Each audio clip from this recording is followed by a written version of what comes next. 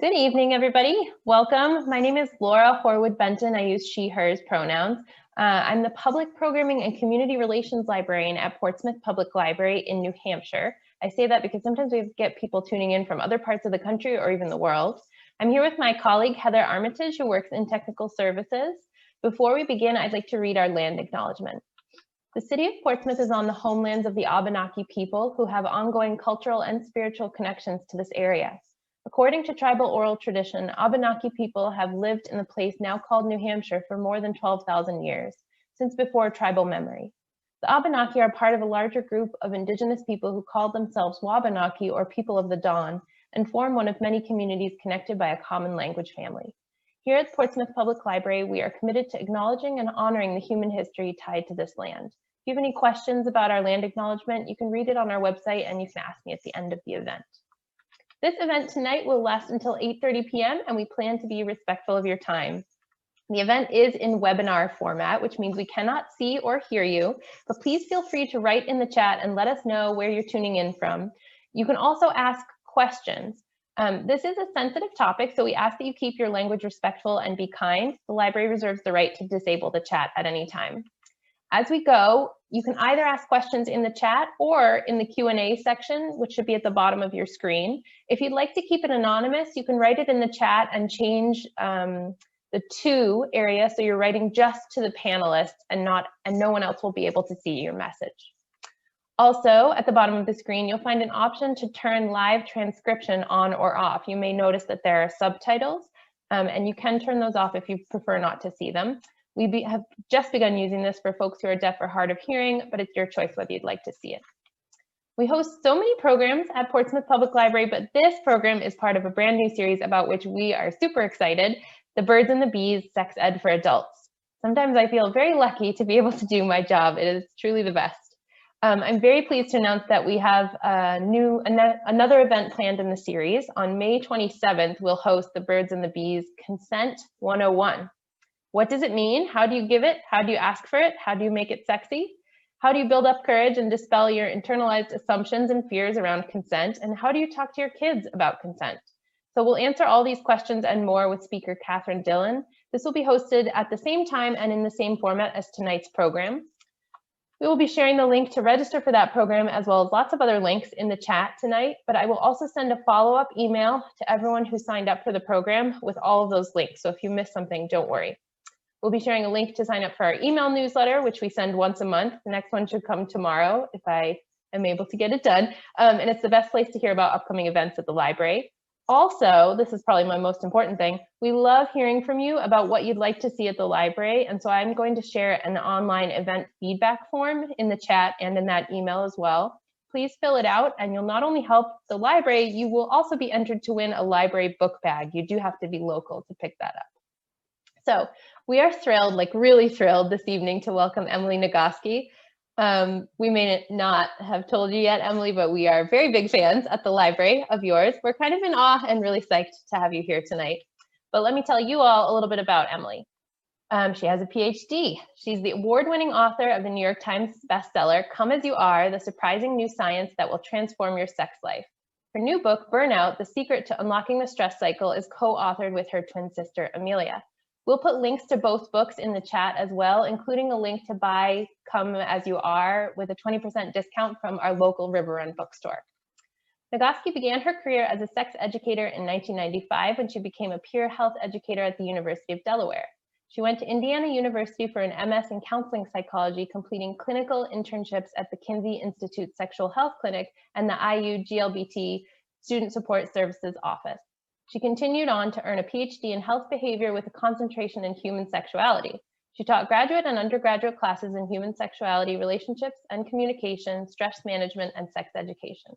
For 8 years, she worked as a lecturer and director of wellness education at Smith College before transitioning to full-time writing and speaking. I'm going to stop there and turn it over to Emily, whose mission in life is to teach women to live with confidence and joy inside their bodies. Emily, thank you for being here. Thank you so much for having me. This is my favorite thing to do with my time, so I'm totally thrilled and excited to be here. I'm going to be sharing PowerPoint slides. Nothing on the slides is necessary. I'm going to describe everything on the slides also, but sometimes people like to have a visual, something to go with. So this is me starting with the screen share. Bam!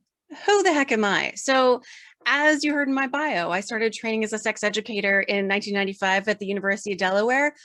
Name drop, because I was born and raised in Delaware, my 10th grade English teacher was Jill Biden, because Delaware is a very small state.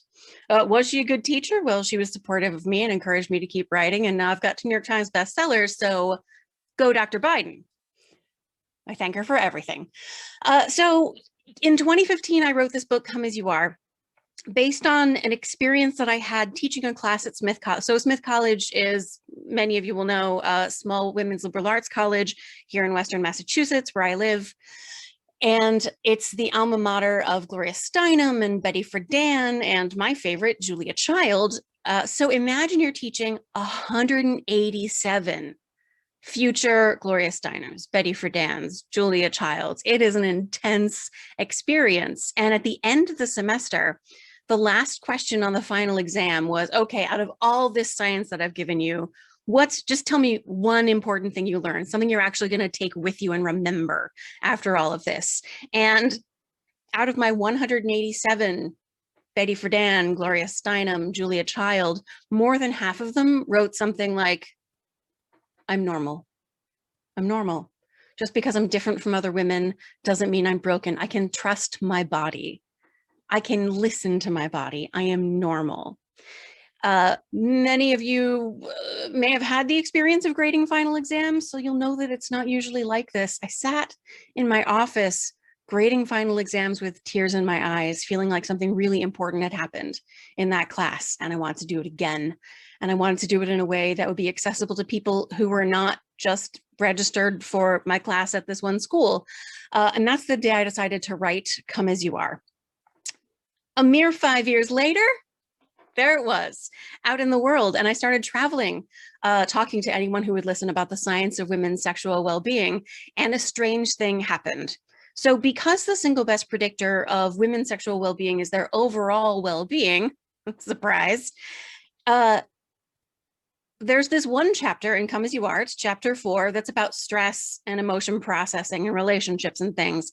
And over, people kept coming up to me after my talks and saying, yeah, all that sex science is great, but you know that one chapter about stress and emotion processing? That's the thing that really changed everything for me. And so I told this to my sister. As you heard, I have an identical twin sister named Amelia. Here she is. She's a choral conductor. This is her conducting a choral. I said it that way to be funny. And I was like, I'm surprised. People find the stress section really, really important. And she said, no, duh. Remember that time I was in grad school and I was hospitalized twice and you taught me this stuff and it saved my life? She said, twice. She said, and that's the day that I said, so we should write a book about that. And we did. And that is Burnout. Which is the second book. And so I'm going to be talking about stress and emotion processing. I'm not going to go deep into it, but that's Burnout. I have a couple of caveats before I get into the deep stuff. First of all, when you're talking about sexuality, you're talking about everything from literally feeling like a connection with the infinite divine to feeling worse than death. And I'm going to be talking about a very wide part of that whole range. And if there are parts where you're like, I do not want to go there today, even if it's what you do for a living, there are some days when you don't want to go there, feel free to mute, feel free to just watch a YouTube video for a couple of minutes instead. Do what you need to do to take care of yourself. One of the benefits of this format is that you get to pay attention in the way that feels right for you. Okay, caveat number 2. I try to keep my work as grounded in the science as I possibly can. My undergrad degree is in psychology with minors in cognitive science and philosophy. And I had this idea I was going to be a clinical neuropsychologist. I love the brain stuff. I'm going to talk about a lot of affective neuroscience. But at the same time, I try to keep it as jargon free as I possibly can to make it accessible to people. And there are two jargony words that I cannot get away from. So I just want to get a couple of those definitions out of the way before we start so that we can know what we're talking about. And those two jargony words that I cannot get around are man and woman. So for this little talk, when I say the word man, I'm basically referring to the people who participated in the research, which, because of bias in the research, almost exclusively includes people who, on the day they were born, the adults around them looked at their body and went, it's a boy, and they raised that person as a boy, and that person grew comfortable in the social role and psychological identity of a man. And when I say the word woman, I mean someone who, on the day they were born, the adults looked at their body and went, it's a girl. And they raised that person as a girl. And that person grew comfortable in the social role and the psychological identity of woman. By now, for sure, we all are aware that there are people for whom at least one of those things is not true, who identify as man or woman. And there are people who identify as things other than man or woman. They deserve to be represented in all of the research, including the sex research, especially the research about expansive sexual pleasure. They are underrepresented. And so in order to be accurate in representing the research, I mostly have to, I don't have evidence-based things that I can say. That is changing. There are a couple of great books coming out this year that I think are going to make a really big difference in that. But in the meantime, I have this shortcut of just using the words man and woman. But also, one of the things we learn when we look at the science is that people are more the same than they are different. So I'm mostly just going to be using the singular they pronoun. This is much less of a challenge for people than it used to be because the Chicago Manual of Style changed. Another thing I want to make sure that I say right at the top, I am a white lady talking from Western Massachusetts to New Hampshire. I bet there's a lot of white people on this call. I want to make sure that you are as aware as I am that there is racial bias in the science that I'm going to be talking about. And when we talk about Black Lives Matter, there's a great sex therapist named Dr. Donna Oriowo, who goes by a nod right. She does these great Sex Tip Tuesdays on Instagram, by the way. And this is her Black Sexuality Matters logo. You can get a t-shirt with it and everything. She's super spectacular. The acknowledgement and centering of Black pleasure in the United States is foundational for us moving forward as a culture. How deep am I going to go? Yeah, I'm just going to go ahead and do the whole thing. We live in a culture, an economy that was founded on labor stolen from the bodies of Black people. And when someone owns your body, your rest, your joy, your pleasure, they believe it is theft from them that you are pausing to enjoy your life. So centering Black joy, Black sexuality, Black rest, Black pleasure is the ultimate anti-fascist, anti-white supremacist, cis heteropatriarchal, rapidly exploitative, late capitalist thing that we could possibly do. The research does not do that. So I'm trying in my small way to make sure that we acknowledge that that is a piece that belongs in this conversation. Okay, final caveat. Are we still there? We're good. We got that gender is complicated. We got that science is racist, but it's working on it. And now we have to talk about the language of sex positivity. When people hear the term sex positivity, and I identify as a trauma-informed, evidence-based, feminist, sex-positive sex educator. What does sex positive mean? It doesn't mean that everything sexual is positive. It doesn't mean that everything should be positive. This is the definition from Carol Queen, PhD. Her definition is a simple yet radical affirmation that we each grow our passions on a different medium.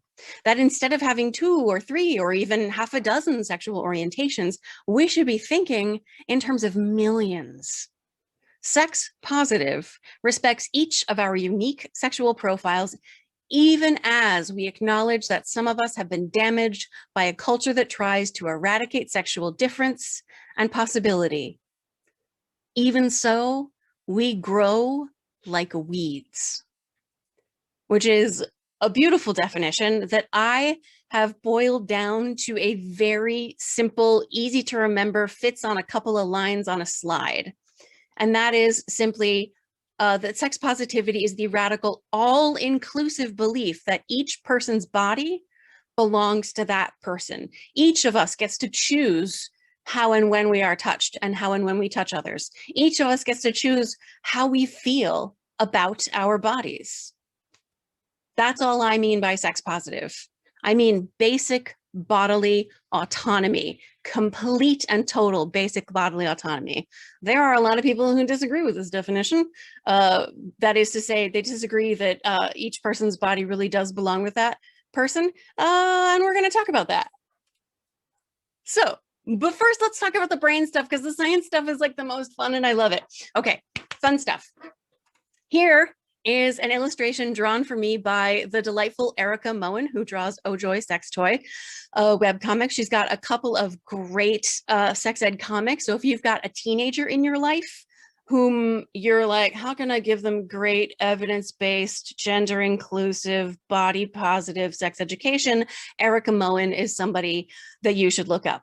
And this is her illustration of the dual control model. So the dual control model is the mechanism in your brain that controls your sexual response.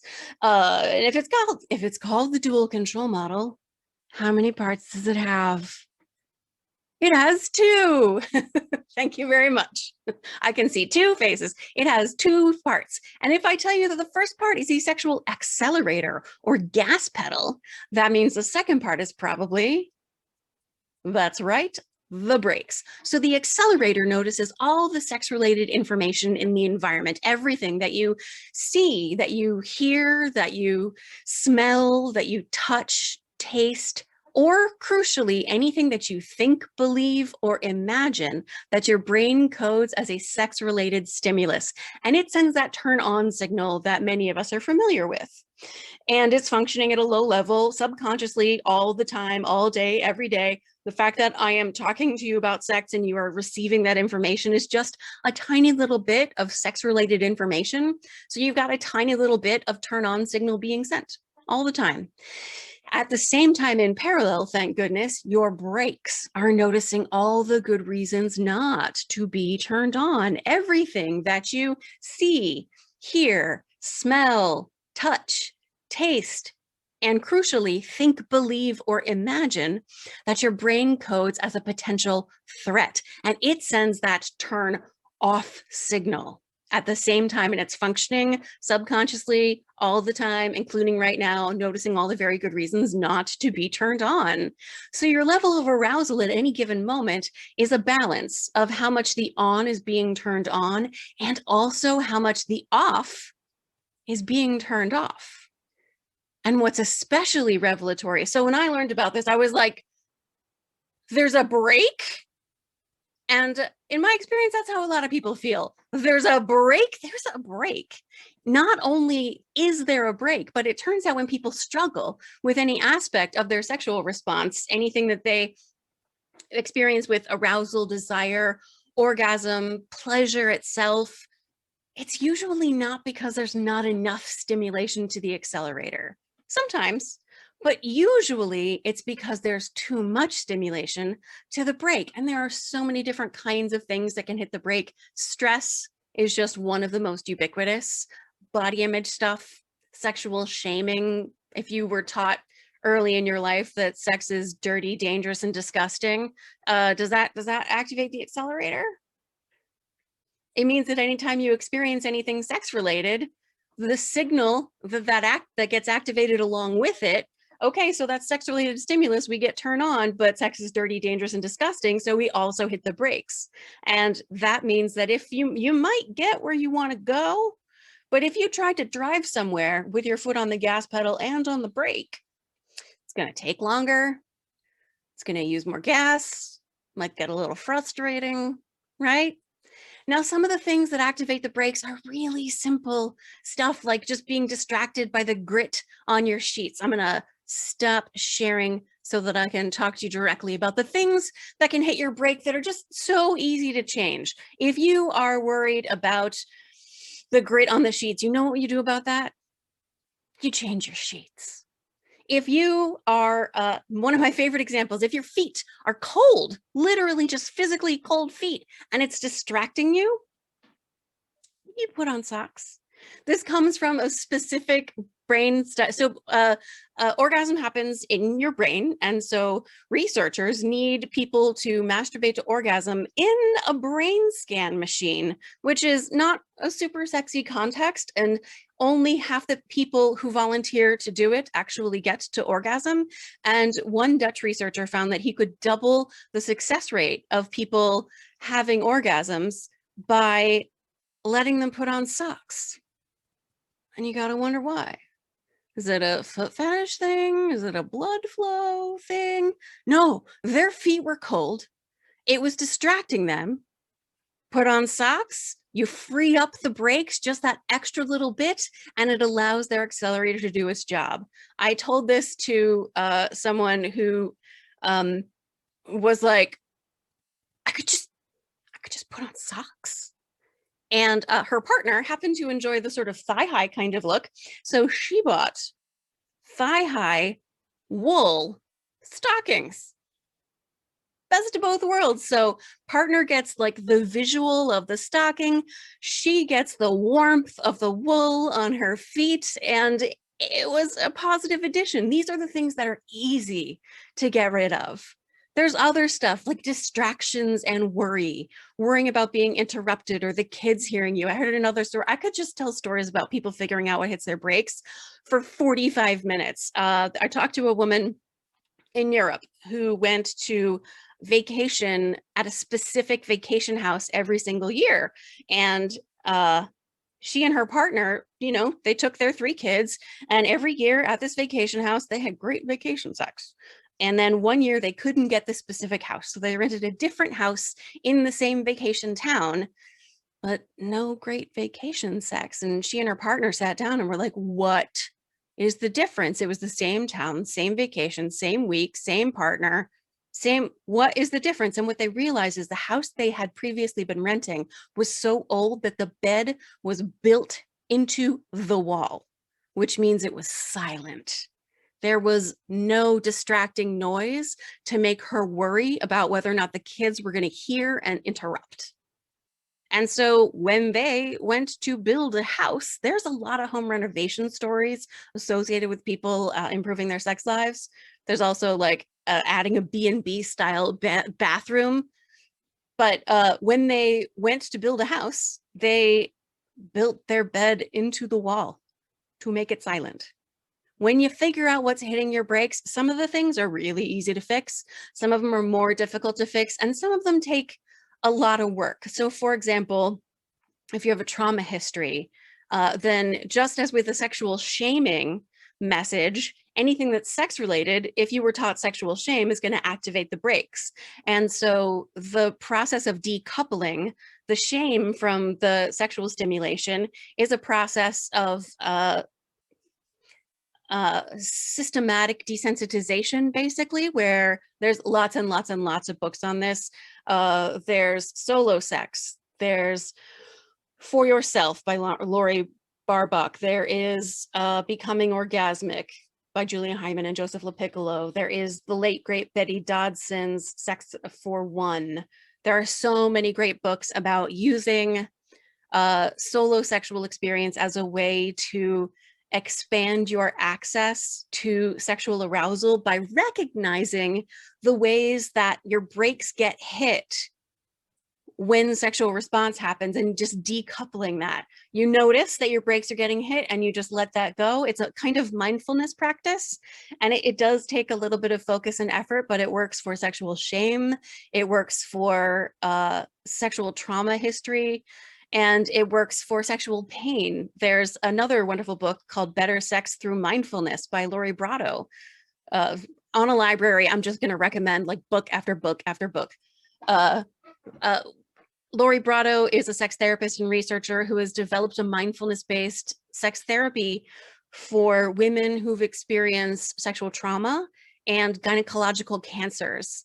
And through this process of practicing awareness of pleasure and noticing your accelerator being activated and letting go gently, non-judgmentally of the stuff that hits the brakes, significantly improves people's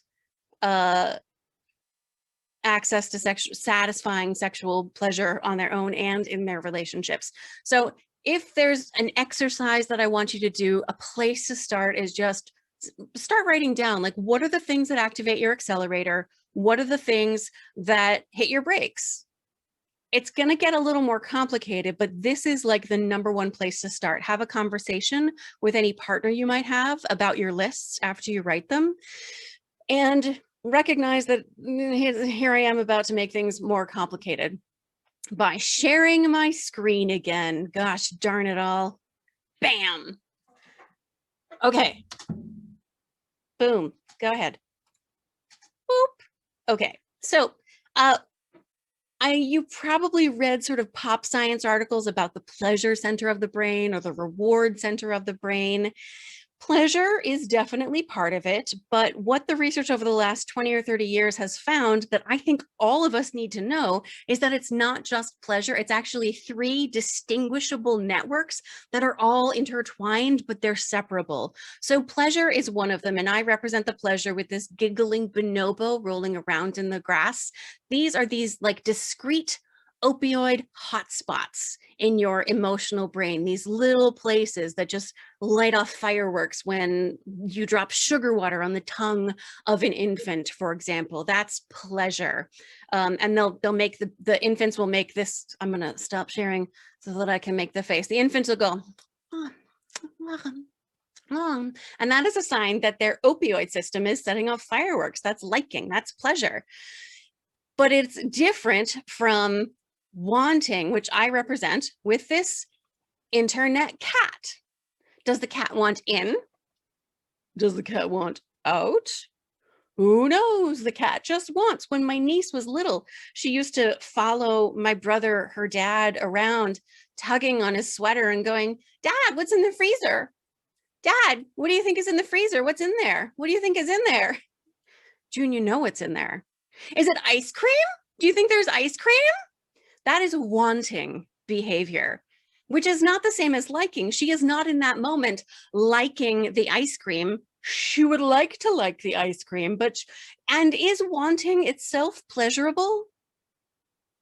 Sometimes it can be, and it can also be incredibly uncomfortable. Pleasure and wanting are not the same thing. This is going to get really important when we're talking about how sexual desire works. And then the third component of this cluster of, I call it the emotional one ring because it's one hedonic brain mechanism to mediate them all.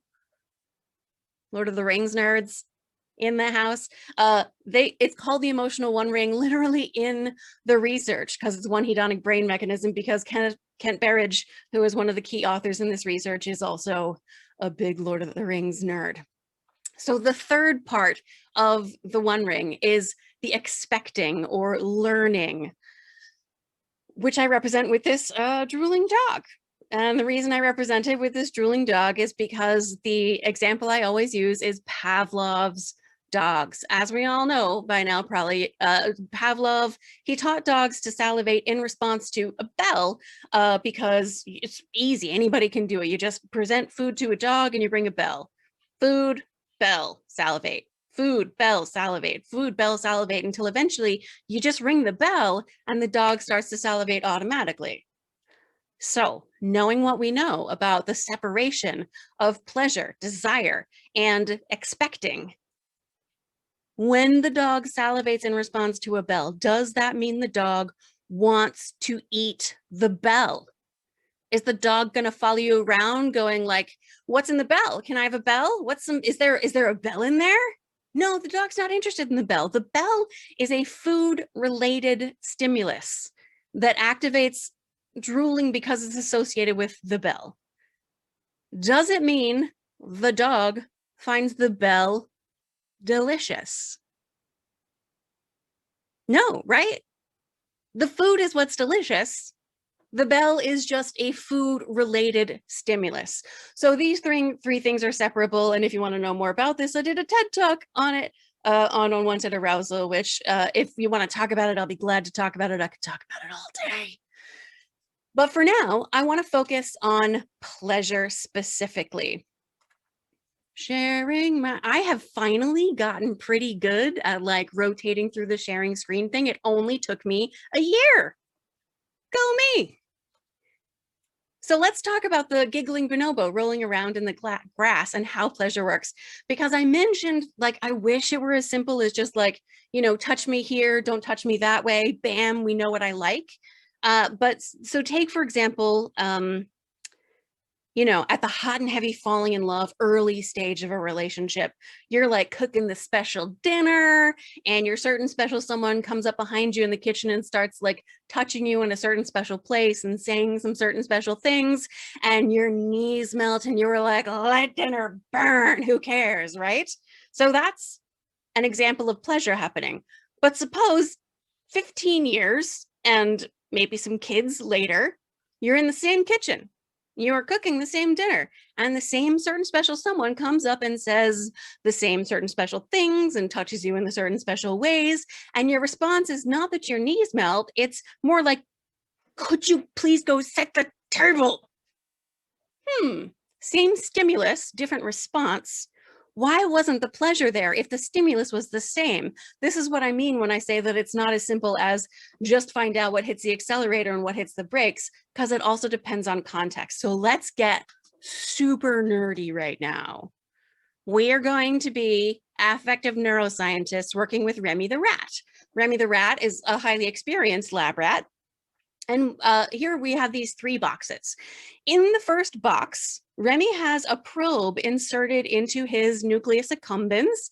And when we zap the front of the nucleus accumbens, don't worry about what it is. It's part of your emotional brain. When you zap the front of the nucleus accumbens, here is what Remy does. He goes, ooh, ooh, what's that? Ooh, what's that? Oh. These are approach behaviors, curiosity, exploration, moving toward, right? And then we zap the back of the nucleus accumbens and Remy the rat, and he goes like this. What the hell is that? This is called defensive digging. He's kicking up dust in the face of a snake. There's YouTube videos of it. It actually works. The snake is like, whoa, buddy, and backs away. These are avoidance responses. You zap the front and you get curious, exploration. Ooh, what's that? You zap the back, you get, oh, what the heck is that? Get away from me. These are avoidance, threat responses. Got that so far? Zap the front, move toward, zap the back, move away. So let's take Remy and put him in what I call the rat spa. It is silent and dark, and it smells like home. In fact, in the research, they just call it the home environment. So if you imagine your brain just like saturated with bliss and peace and quiet and relaxation, like you've just had a spectacular massage, like just blissed out. When you zap the front of the nucleus accumbens, what does Remy do? Ooh, what's that? Ooh, what's that? Right? Curious approach behaviors, just like in the other box. And then in the spa environment, you just had a great massage. You zap the back of the nucleus accumbens. What does the rat do? Ooh, ooh, what's that? Ooh, ooh. And the reason he does this is because his brain is in a totally different state. Ah, I'm sorry, I hit my microphone. I hope that wasn't too uncomfortable to hear. His brain will respond with approach, curious, moving toward motivation, even responds to stimuli that in a different context, he might have responded to as something to avoid as a potential threat. But wait, there's more, because we're going to put Remy in a box where the lights are on really bright and they're playing music. It's not even just that they're playing loud music, because he could just adapt to that. They play music at all kinds of random volumes. They specify in the research they're playing Iggy Pop live at the King Power Flower Hour. So just imagine like Lust for Life blaring at all different volumes with the lights on really bright. You're an introverted bookworm in the worst nightclub in the world. P.S. This is how science happens. I wondered for a long time, why Iggy Pop? Turns out Iggy Pop is an alum of the school where the research was done, and the grad student running the experiment was a fan. And that is how science happens, my friends. So they chose Iggy Pop and it completely worked. Why do we know that? Because when in this, what I call the Iggy Pop room, you zap the front of the nucleus accumbens, what does the rat do? What the hell is that? Avoidance, threat response, even to stimuli that in a different context, he might have responded to as something to approach with curiosity. So we go back to our 15 years down the road and maybe some kids, you're in the kitchen, the context is totally different. In that hot and heavy fall in love stage of a relationship, that is the human neurological equivalent of a rat spa. Your brain is saturated in vasopressin and oxytocin and endorphins and the fire is stoked hot and ready to be lit into sexual desire. 15 years down the road and some kids and maybe some unresolved conflict over whose turn it is to take out the trash, you're in more of a stressed out state of mind and your brain does not respond so immediately. That is how our brains are supposed to work. That is normal. It's also the explanation for tickling, which I know is not everybody's favorite, but you can imagine a world where you're already feeling really turned on, playful with your certain special someone, and they start tickling you. It can feel fun and lead to other things. But if you are pissed off and in the middle of an argument with that certain special someone and they tickle you, maybe you want to punch them in the face a little bit, just a little, right?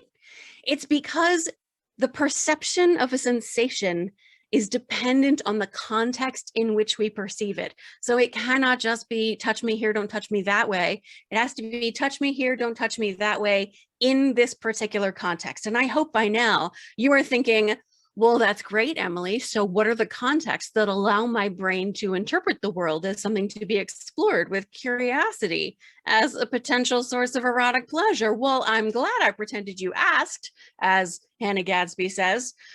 But first, we're going to talk about the fact that pain works the same way. Our perception of pain is not something that happens in your tissues of your body. It is not a sign of damage. It happens in your brain and is a signal of your need to protect that tissue. And when people experience injury, trauma, all sorts of things that are threats to particular body parts, their brain is going to interpret all kinds of sensations in those body parts as something that requires protection. And so you're going to get a pain perception instead. This is why one of the best predictors of pain with sex for women is being raised in a sexually shaming environment. Shame literally causes pain. But again, it's one of those things where with systematic desensitization, you can decouple the experience of shame from genital sensations and allow your brain to interpret them as pleasurable. And the book I'm referencing here is Explain Pain Supercharged. That's a pretty technical book, but they also sell more like regular person. Like if you're not necessarily interested in learning about the structure of the nerve endings in your skin, you don't have to in order to be able to use this research really effectively. And yeah, this is a picture of Le Pain Quotidien because when I Googled like everyday pain, I got daily bread because France. Okay, so you're wondering, Emily, how do I create a context that allows my brain to interpret the world as a safe, fun, sexy, pleasurable place so that my partner can do kind of sort of anything to me and my brain likes it? Or I can do kind of sort of whatever to my partner and their brain likes it. Well, there are 6. Number 1, and pretty obviously, mental and physical well-being. If you are, in the middle of COVID, if you have depression, if you are in the process of chemotherapy for cancer treatment, that's not a time that you're going to be feeling particularly great about your physical well-being. And so it makes sense that would keep the brakes on. Let me add as a caveat that people who live with chronic illness, disability, chronic pain can have extraordinary sex. Peggy Kleinplatz is a researcher who interviewed people who self-identify as having optimal sexual experiences, and many of these folks lived with chronic illness, chronic pain, disability, and had spectacular sex because it was a chronic illness. They had learned to adapt their sexuality to work with the way their body is right now, instead of constantly wishing for the sexuality they had before the chronic issue began. So that's a caveat to the mental and physical well-being. 2, partner characteristics. Not just are they the best pilot in the rebellion, not just are they a total sexy pants, but also sense of humor. Think really complexly about what partner characteristics are. It's physical characteristics, it's mental characteristics, it's watching your partner care for your children or your pets together. It's watching them take out the trash or fold the laundry, which brings us to relationship characteristics. Now, the single most important relationship characteristics is a whole talk all by itself. But the most important relationship characteristic is trust. So Sue Johnson, the author of Hold Me Tight and Love Sense, and the developer of emotionally focused therapy, defines trust as the answer to the question, are you there for me? And of course, stands for emotionally accessible, emotionally emotionally accessible, emotionally engaged, that's the E, emotionally responsive, got it. It is so important to have trust, emotional accessibility, responsiveness, and engagement, because there's so much vulnerability involved in sex. Like, you might be removing some clothes and letting somebody see parts of your body hardly anybody will see. You might be putting parts of your body inside someone else's body, right? It takes so much trust. If you take off your clothes and your partner is not there for you, they're not accessible, they're not responsive, they're not engaged. If you take off your clothes and their response is, meh, does that activate the accelerator? They were not there for you. They did not show up for you when you needed them in a moment of vulnerability. If their response is, wow, and hooray, and thanks, that's them being there for you. They are showing up for you when you need them in a moment of vulnerability. This is the most important relationship characteristic in order to create a context that allows your brain to interpret the world as a safe, fun, sexy, pleasurable place. One of the things that I have learned in my 25 years as a sex educator is that extraordinary sex happens not just when people feel very safe and settled in the relationship they're in, but when they feel so safe in the relationship they're in that they can walk hand in hand with their partner to the edge of everything they have ever known about each other sexually and jump. Peggy Kleinplatz calls this being just safe enough, but it takes that intense, deep trust in each other, showing up for each other in a big way so that you can try something neither of you has ever tried before. And I don't mean handcuffs and lingerie. I mean turning on the lights and keeping eye contact while you touch each other's genitals. Like, that's a huge, intense, vulnerable adventure that you can go on together. What counts as just safe enough is going to vary from context to context, right? If you're in the middle of, I don't know, a global pandemic, you're already so unsafe all the time that there might not be anything that counts as safe enough. At the beginning of the pandemic, a lot of people were like, there's going to be a pandemic baby boom. And I was like, no, there's not. Because people are going to be so threatened, so stressed out, their brakes are going to be hit so hard, and also they're going to be so sick of each other that there's not going to be a baby boom. Also, economic instability is not a context where people have babies. Which brings us to the fourth characteristic, other life circumstances, stress. money, kids, school, your boss, the capital T, capital F future, the white supremacist, heteropatriarchal, rapidly exploitative, late capitalist culture that you live in that's trying to turn your sexuality into a commodity instead of the birthright of pleasure that comes with being born in a human body. Small things that hit the brakes. I talked to someone whose kitchen floor was getting a little saggy, and it turned out her floor joists were about to fail and she can't live in her house for 3 weeks. Is she going to be having a lot of sex? Guessing no, right? Other life circumstances. Setting. We have here an animated GIF of Kate Winslet's hand slapping against the back window of a car that is parked on the Titanic, which is about to go down. That's Kate Winslet's hand having an orgasm in the back of a car parked on the Titanic, which is about to go down. Not pictured Leonardo DiCaprio, who may also be going down. History does not relate. For some people, this is a very erotic setting. For some people, a closet at a stranger's house, at a party, against a wall of other people's coats is a great context. For some people, in the same bed that you've slept in together every night for the last 14 years, that's a great context. People vary in what context works for them. And it is common for the context that you imagine or fantasize about being great not to be the same as the context that actually work for you. So if the idea of the closet in a stranger's house against a wall of other people's coats sounds really good, but the actual reality of it, you'd be like, no, I'd just be really worried about people interrupting. I'd be physically uncomfortable. I want to lie down. I am tired. That is a very ordinary, because the context of actually being there and the context of fantasizing about it, right? Really different contexts with a different set of factors that are hitting the brakes and the accelerator.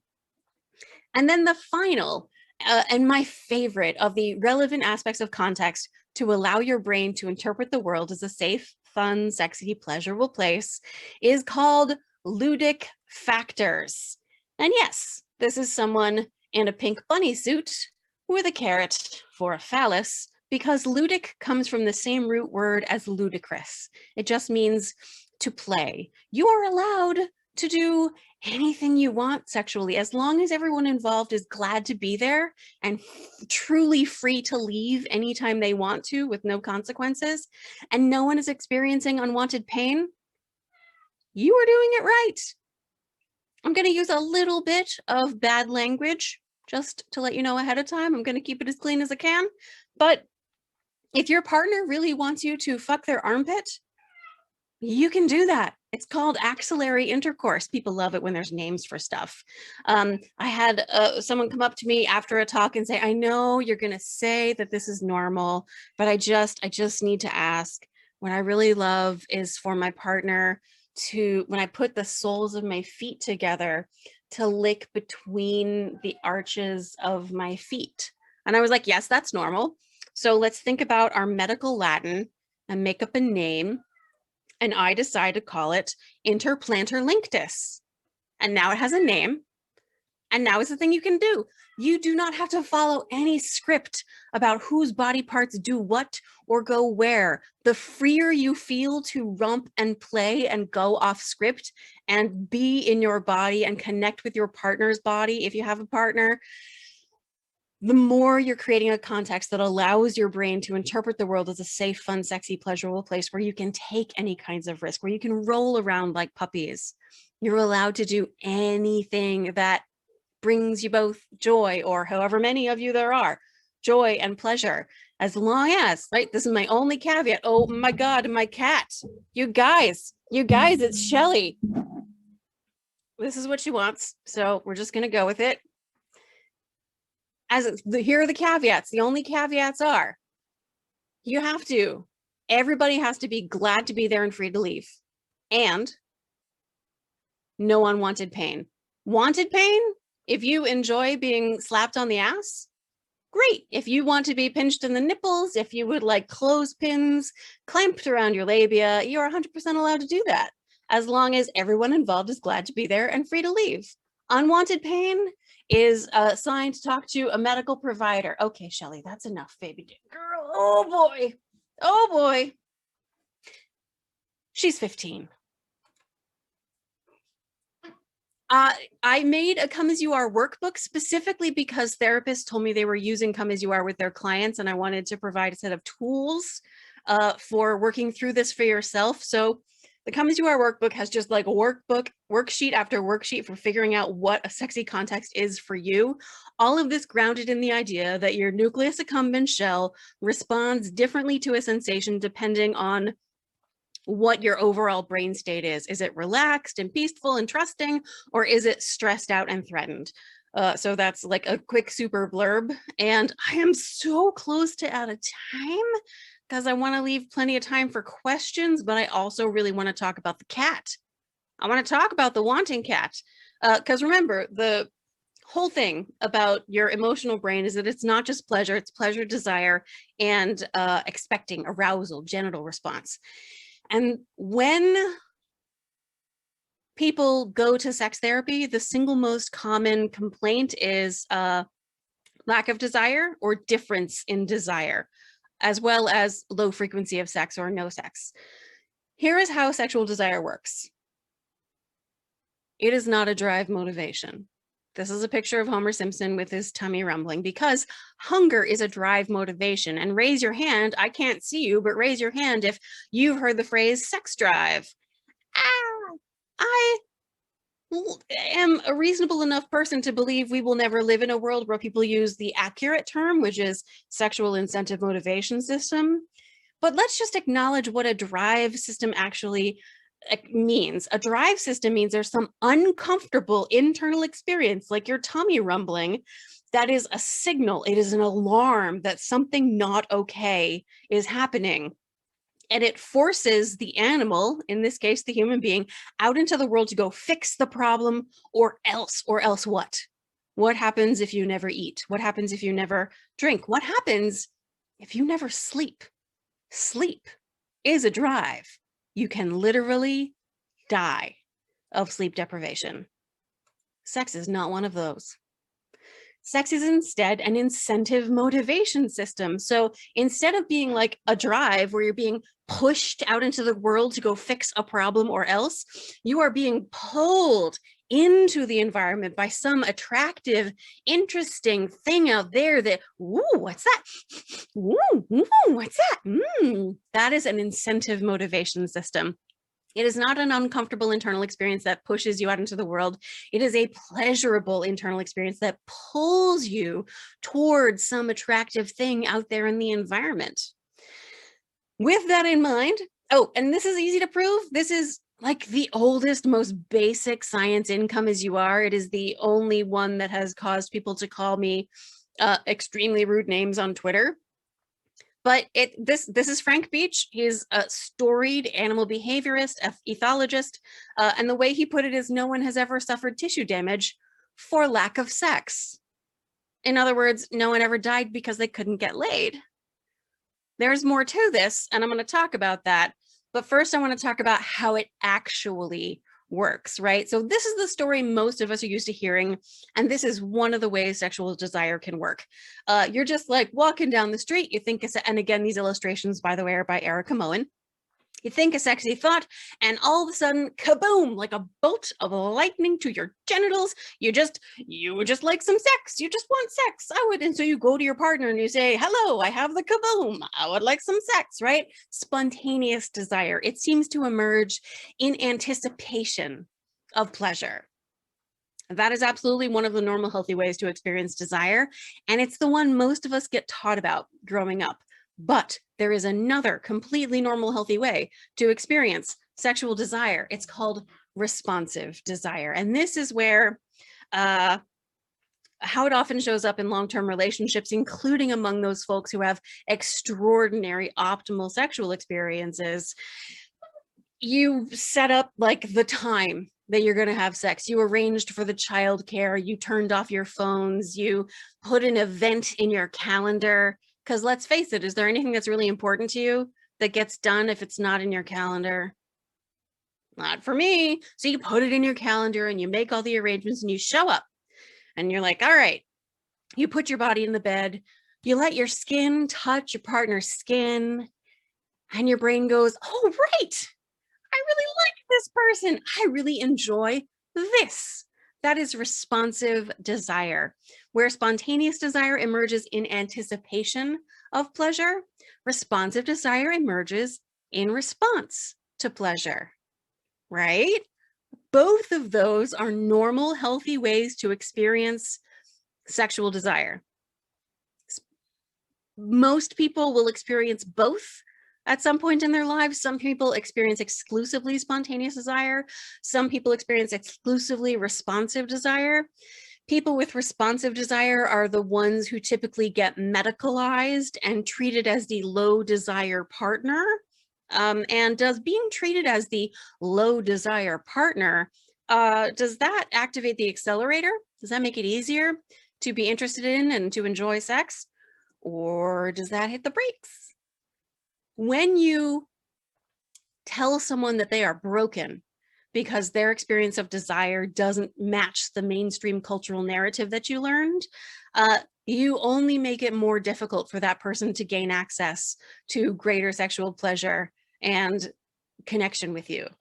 So let us 100% normalize responsive desire as, in fact, the typical way that desire functions, particularly in long-term relationships. It is 100% healthy and normal. Now, if you put your body in the bed, I had this conversation with some people. I said they wanted to know this. They had 2 young kids. They had 7 academic degrees between them. They were very tired. They said, so how do you sustain a strong sexual connection over the long term? And I said, you put your body in the bed, you let your skin touch your partner's skin, and your brain goes, oh, but I didn't even get that far because one of the people in the couple literally leaned away from the table with a look of disgust on her face. And I was like, okay, there's your problem. It is not that you do not want the sex. It's that you do not like the sex that's available to you in this connection. And it was like a big light went off. That was not a desire problem. That was a pleasure problem. Which brings us to the party metaphor. So I learned this from Christine Hyde, a sex therapist in New Jersey, who says to her clients who come to her with desire issues, imagine your best friend invites you to a party. You say yes, because it is your best friend, and a party. But you know what? As the date approaches, you start doing that thing of like, we're gonna have to find childcare. Is traffic gonna be heavy? Do I really want to put my party clothes on at the end of a long week? I don't know. But you know what? You said you would go. So you put on your party clothes and you show up. And then what happens? A lot of the time, you have fun at the party. If you are having fun at the party, you are doing it right. And here's my little addendum.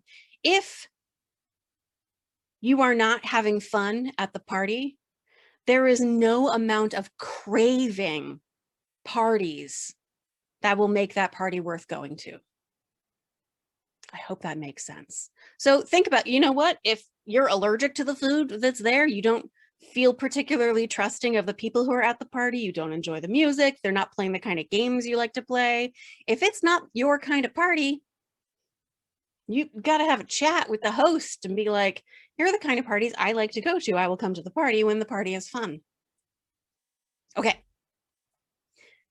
I learned that people believe you more. They don't just remember what you say more. They believe you more when what you say rhymes, which is why I made up this phrase, pleasure is the measure, so that you will remember it better and you will believe me more.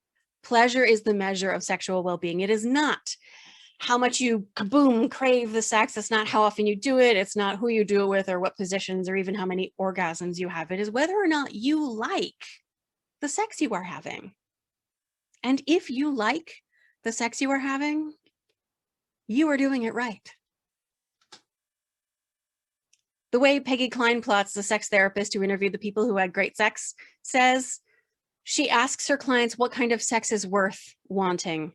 If someone comes into her office and says, I just don't want sex, I could go the rest of my life never having sex and be perfectly satisfied.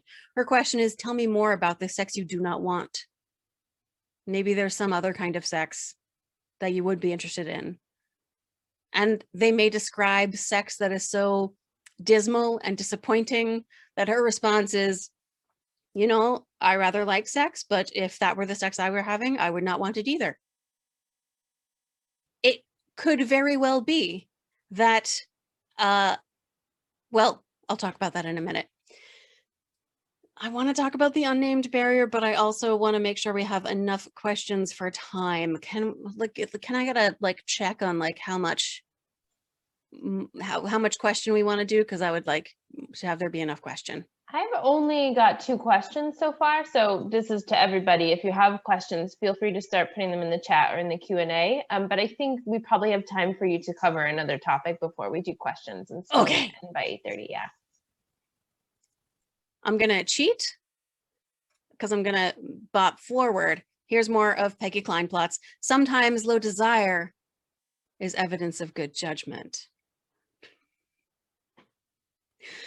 It makes me so, I adore Peggy Kleinplott's. If you can't tell, her book is called Magnificent Sex. It just came out last year and it is really wonderful. Okay, so let us talk about one of the most important unnamed barriers between us and sex that is worth wanting.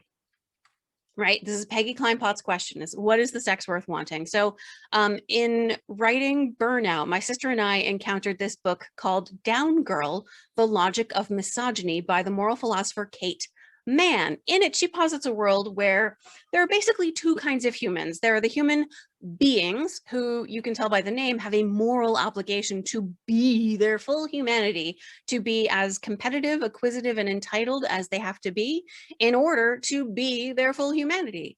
And then there are the human givers who have a moral obligation to give, it's right there in the name, to give their full humanity to the human beings, their time, their attention, their smiles, their patience, their love, their bodies, their hopes and dreams, their lives sometimes, sacrificed on the altar of someone else's comfort and convenience. Now, if you had to guess, just sort of at a population level, which one are the women? This is not to say that every cisgender man is a competitive, entitled, acquisitive human being who feels like they have a right to take anything that anyone gives them, and the more someone gives them, the more they feel like they have a right to take it. Not at all. Amelia and I, my sister and I, are both married to cis het dudes who are natural human givers. They will sacrifice anything for us. My husband is downstairs right now dealing with the dogs, keeping them quiet so that I can do this work, right? What I'm saying is that on the day you're born, people look at your genitals, declare you something, and they hand you a script, a user's manual for that body. And if you're born in the It's a Boy kind of body, the user's manual you get is probably more like the entitled, competitive, acquisitive script. And if you're born in an It's a Girl kind of body, the script you get, your user's manual, is a human giver script that tells you to sacrifice everything you have in order to promote other people's well-being first and foremost. And as Amelia and I were thinking about this, we decided that we suffer from a disease that we call human giver syndrome. Here are the symptoms of human giver syndrome. Do you have human giver syndrome? Do you believe you have a moral obligation, that is, you owe it to your partner, your family, the world, or even yourself to be, here's the list, pretty, happy, yet calm, generous, and attentive to the needs of others at all times, and believing that any failure to be pretty, happy, calm, generous, and attentive to others' needs makes you a failure as a person. You didn't just fail as a task, you are a failure. You believe that your failure means that you deserve to be punished. And remember, this is a moral obligation, so you're a moral failure. And if there's no one around to punish you, you'll just go ahead and beat the crap out of yourself. And then finally, the last symptom of human giver syndrome, believing these are not symptoms, but normal and true ideas. These things are not normal and true. You do not have a moral obligation to sacrifice everything you have on the altar of other people's comfort and convenience. So let's solve human, and I'm going to pause and let you know that the next slide is R-rated. Feel free not to look at it if you don't want to. We were concerned that maybe this sounds a little bit sort of Victorian Angel in the House, or a little too Betty Friedan, have orgasms waxing the kitchen floor. And then we found a sex doll whose brand name, are you ready for this? Here it comes, is True Companion. Now, I have nothing against a sex doll. If her name had been like Susie Blows a Lot, that would make a lot of sense to me. But let's think for a minute, what makes a sex doll a true companion in contrast to, say, for example, a human woman? This, my friends, is human giver syndrome, because she has no needs of her own. She has no dislikes. She has no complaints to make. She does not ask for anything. This is human giver syndrome and how it looks in the 21st century.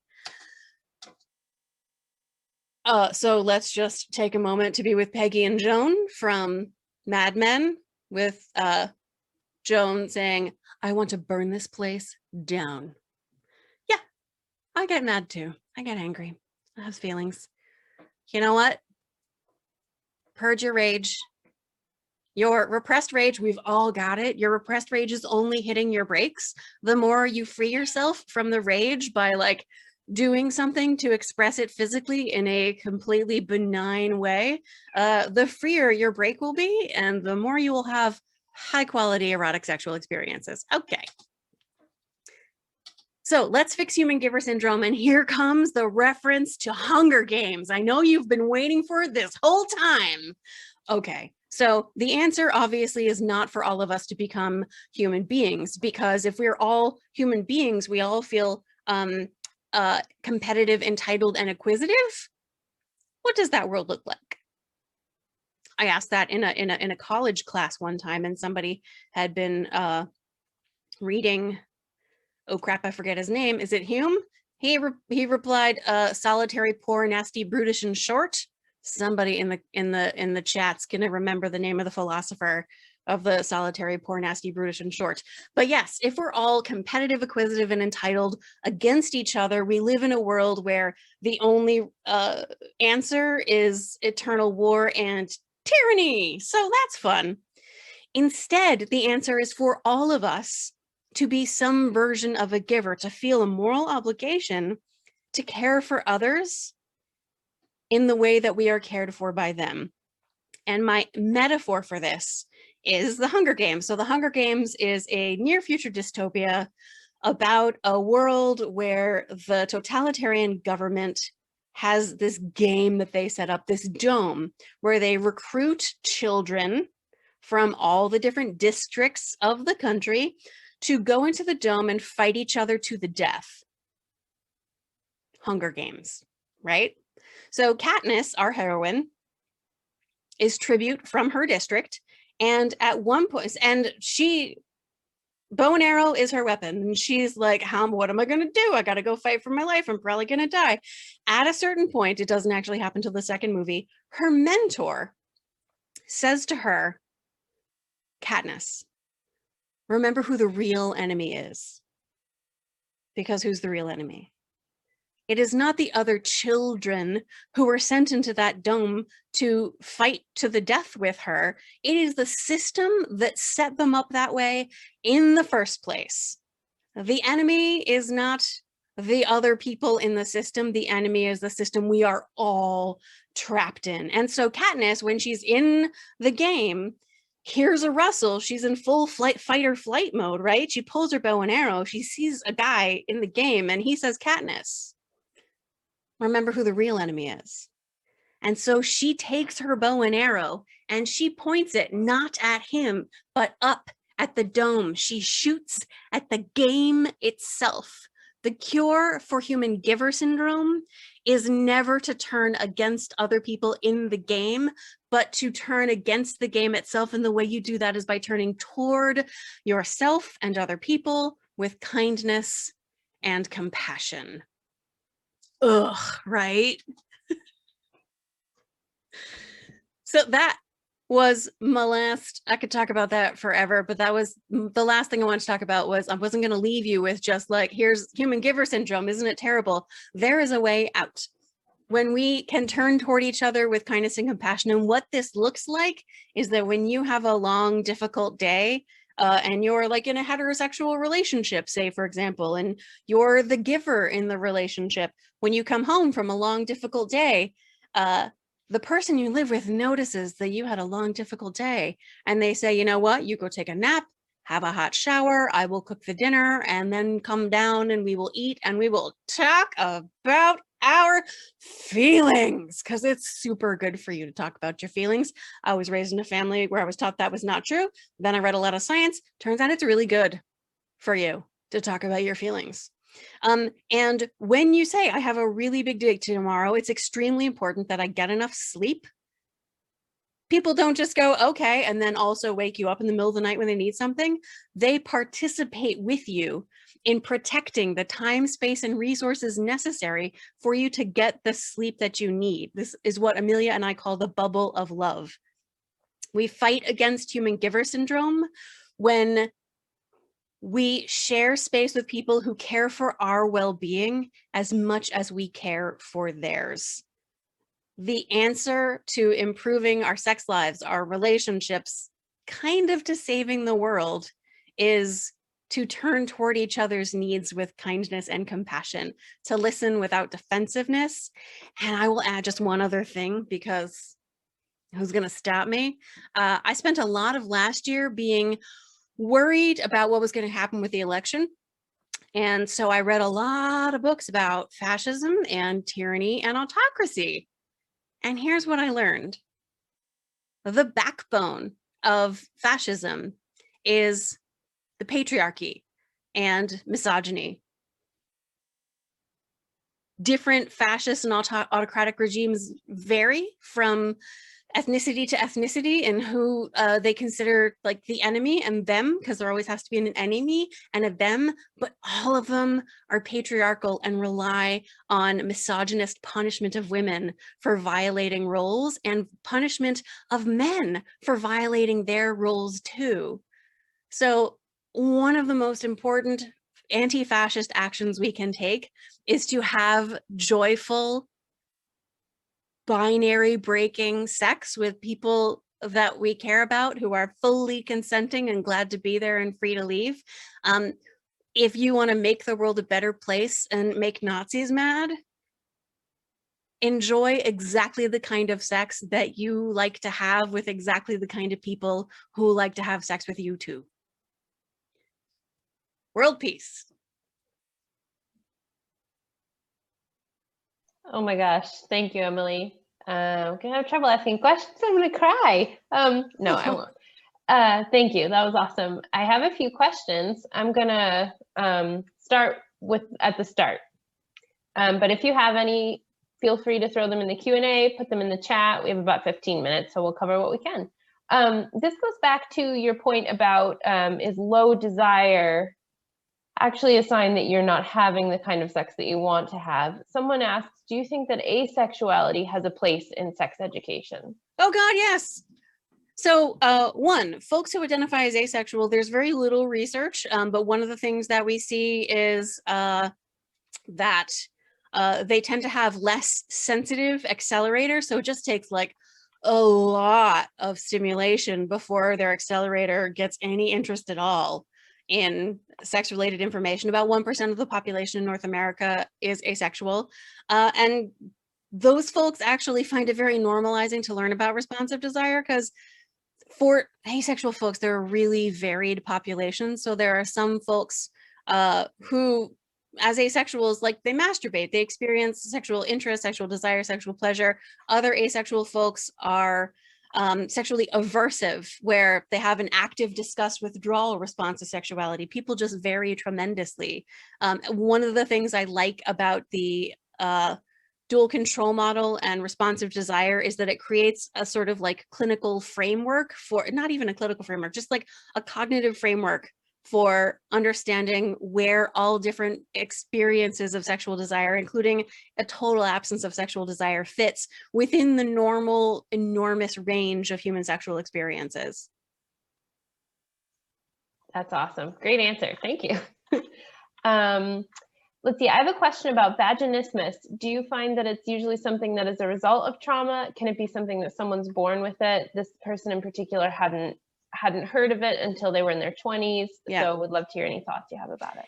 Yep. So for people who don't know, vaginismus is a chronic inhibitory tone of the pubococcygeal muscle. So the muscle right at the mouth of the vagina, you can, so when you are taught to do Kegel exercises, for example, the muscle that you clench up is that muscle, and then you relax it, and then you clench it up and you relax it. And there are some people, it was originally developed to help with urinary incontinence after childbirth, vaginal birth. And then some people found that when they did that, it improved the quality of their sexual response. And it turns out to be an important part of treatment of vaginismus, which is basically a condition where anytime anything goes close to the vagina, what they find is that the muscle is just locked up tight, and it's either very painful or impossible to have any penetration. It has some relationship to trauma, but trauma is so common among people with vaginas. If everyone who had experienced trauma experienced vaginismus, all of you would already have known what vaginismus was. So there's some relationship to it. It's also known to be associated with being raised in a sex negative culture, being taught to be ashamed of sexuality, but really people just vary. And vaginismus, fortunately, is highly treatable. There are actually a wide variety of interventions that are effective. It mostly involves learning to relax that muscle and tense it back up, and relax that muscle and tense it back up. Some therapists use dilators. So they're exactly what they sound like. They're little sort of like phallus looking tubes that you can use. They start really, really, really tiny. Some therapists prefer to begin with just touching your hand to your own genitals. People vary in what they like, but because this is basically just learning to tense and relax a muscle,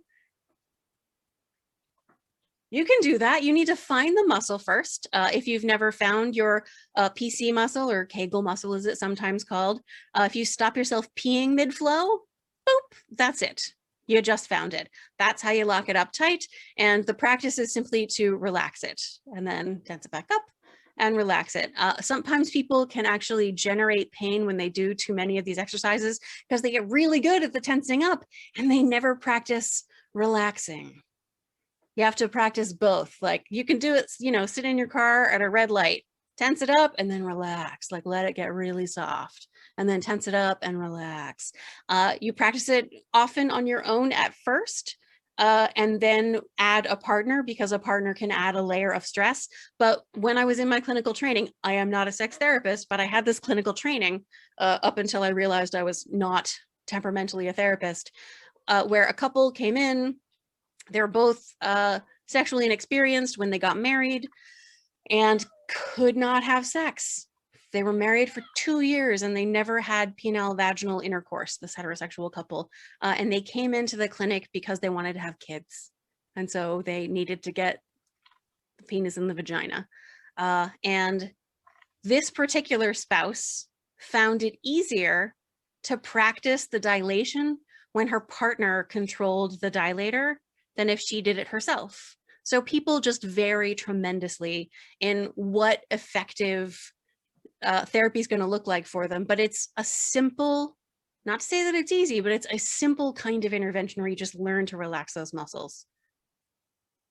Great, thank you.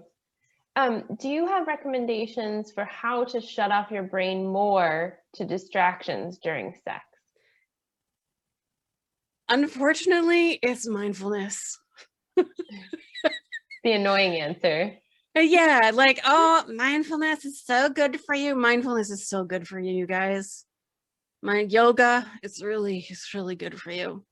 But basically the single most frustrating thing that happens for people is they notice the chatter in their minds. They notice the distraction. They notice they're thinking about like the last dishes in the dishwasher and the load of laundry that's still in the washer and didn't get turned to the move to the dryer, and they have to move it to the dryer or else it's going to get stinky. All that stuff. They notice that stuff and it hits the brakes, and then they judge themselves for having those distractions. And that hits the brakes even more. So the basic practice is to notice that you're having those distracting thoughts.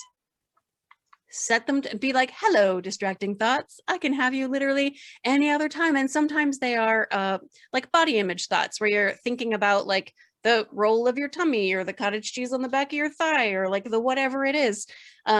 Instead of enjoying the sensations of your body, you can be like, hello, self-critical body thoughts. I'm just going to set you to one side right now, and I'm going to return my attention to the pleasurable things happening in my body. It does take practice, but it just like you release it from your break temporarily and return your attention to the pleasure happening in your body. I also want to add, let us not underestimate the value of just dealing with whatever it is. Have your partner, if you're like, I'm so sorry, honey, I am distracted by that last load of laundry and the last dish in the sink. You know what you could do for me that'd be really helpful? I will stay here and masturbate with the lube. And you can go down and put that last dish in the dishwasher and rotate the laundry and come up here, and I will just be set free from that stuff. And I will feel like you are here for me as a partner, and it will be such a turn on. Like I have been told very funny stories about like a date night, and partner A is lying and waiting for partner B. Partner B comes up naked carrying the last load of clean laundry and says, I'm going to fold this laundry just like you. I'm going to hang these t-shirts up in the closet, even though it makes no sense to hang up a t-shirt, but that's the way you like it, baby. And they like reach, bend down in a sexy way for the laundry. Like laundry shows up a lot in magnificent sex as like a factor among people who have extraordinary sex. Managing the household day-to-day tasks is key to, like, if you're going to be partners with somebody, you got to be there for each other. Are you there for me? So sometimes mindfulness, and sometimes just do the dishes. That's great. Speaking about mindfulness, just from experience, it gets easier to do in the moment when you practice it when you're not in the moment. And I want to tell you all that if you do live in Portsmouth, we have a weekly meditation at the library, which has nothing to do with sex, just to be very clear. But it's every Wednesday online, and we're going to be adding an outside component starting next week, so you can meditate with us in the library garden. So I highly recommend that. We've been running that program for almost 5 years now. That's such an important point, that it's easier to do in the moment if you practice it out of the moment. The same goes for sexual communication. Your communication skills out of the moment are the foundation for your communication skills in the moment. And also mindfulness is good for everything.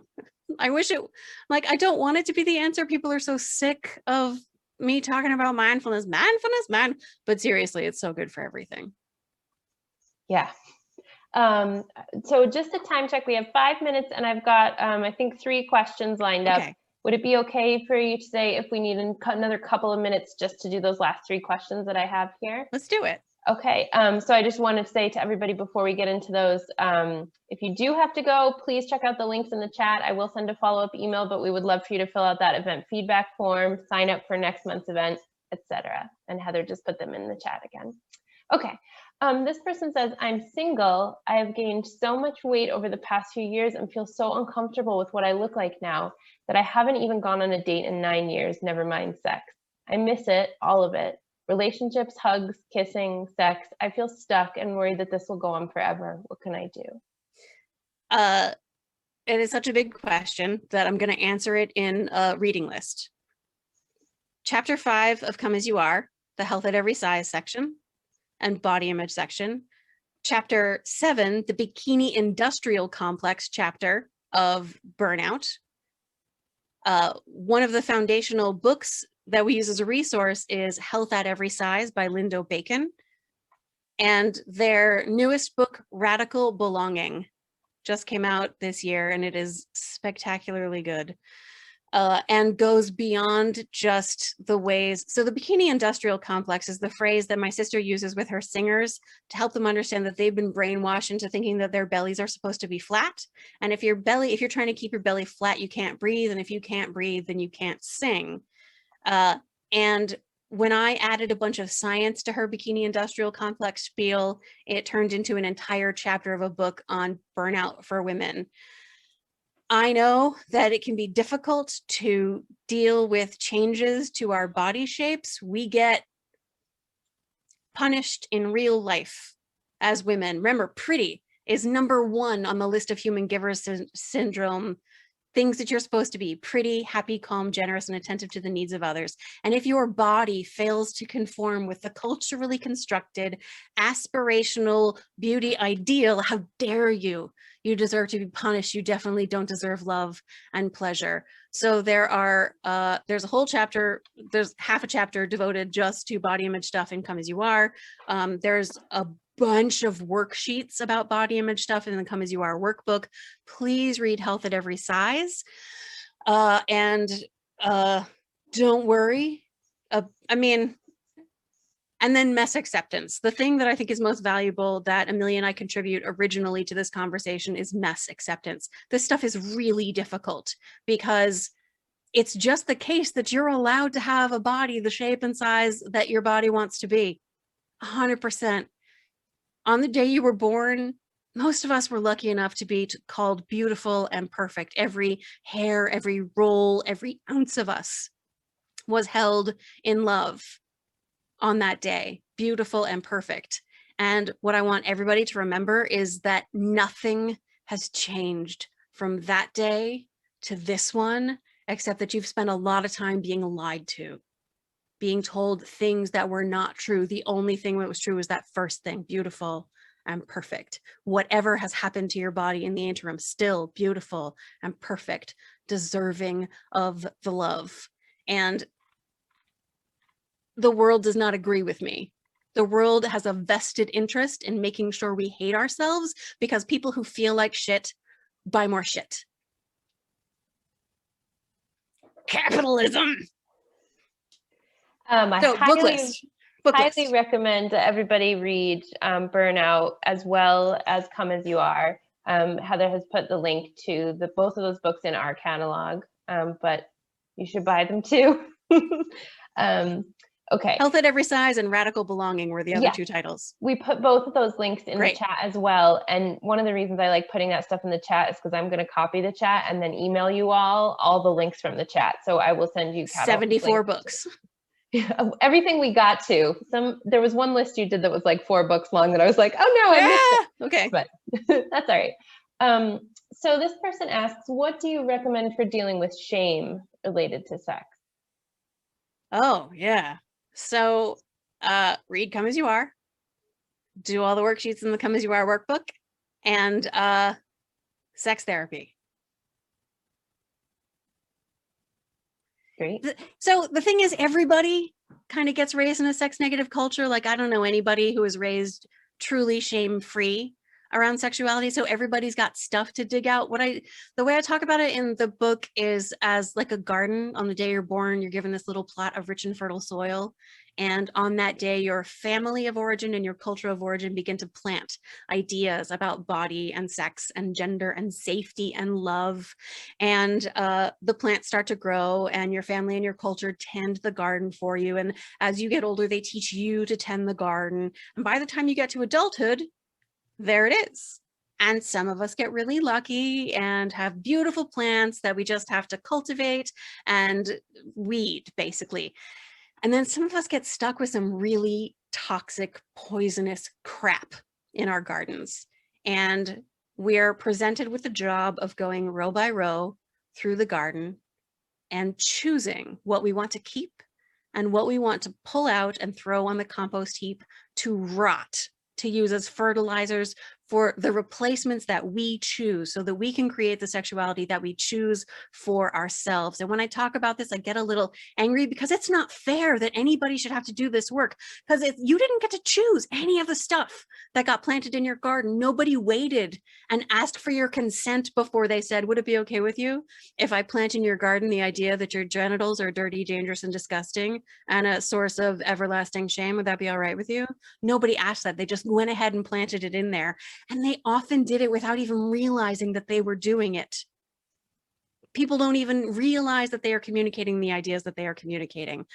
But even though it's not fair that so many of us have this work to do of choosing for ourselves the sexual ideas that we want to keep, it is an enormous opportunity. My favorite thing about the garden metaphor is that when I pull the weeds of body self-criticism and sexual shame, I'm weak. Those tendrils, those vines that would grow under the fence and over the wall get a little bit weaker, which means they're going to have a more difficult time entrenching themselves in all of the gardens next to mine. My sister's garden, it makes it more difficult. My mother's garden, it makes it more difficult for body shame and sexual shame to take hold. And in your garden, and when you do this difficult, unfair, but intensely rewarding work, you make it easier for all of the people around you to have easier access to sexual pleasure without shame, without guilt, without pain, with full consent all the time. So weeding your garden is the answer. Precisely how that works is going to look different for everybody. But when it's really deep, when it's big and old, therapy is often really helpful. Just it gives you that reality check of like, yeah, that message you got, that's not factually true. That's an opinion that you can choose to believe or not. Great, thank you. Okay, well, I have one question left, which is career related. Are there some resources, people to follow on social media, or things to do or sign up for if someone is interested in pursuing a career in the field of sexual health?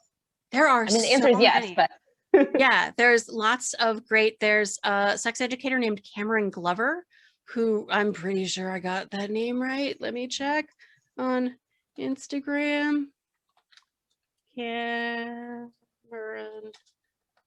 Glover. I think I could be wrong. Business coach for sex educators. Yes. Okay, put it He in the wrote an chat. ebook. That is a great place to start. Thanks. Awesome. Great. Well, and there's no one route. You can go into sexuality from so many different angles that like there's space for everybody to have a different way of doing it, just as with actually having sex. Fabulous. Actually, two things you said are good reminders for me to plug next month's program, which, if you missed my spiel at the beginning, is on May 27th and is on Consent 101 and is appropriate for all levels, whether you're not really even sure what consent means, or you feel really confident about getting and giving consent, but you're trying to dispel some of those internalized things that have been planted. And the link to sign up is in the chat, and I will send it by email as well.